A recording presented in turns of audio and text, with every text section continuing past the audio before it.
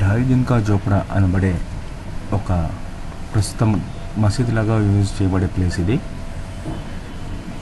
దీన్ని 2.5 రోజులలో ఫతా అంటే గెలుచుకున్నట్టుగా ప్రస్తుతం అక్కడ ఉన్న వాళ్ళు చెప్తున్నారు. ఇది యాక్చువల్గా చూస్తే ఎవరికైనా తెలుస్తుంది ఒక మంచి జైన్ టెంపుల్లో లేకపోతే ఒక హిందూ టెంపుల్ అని. దీంట్లో బ్రహ్మ రుద్రాదులు నృత్యం చేస్తున్న శిల్పాలు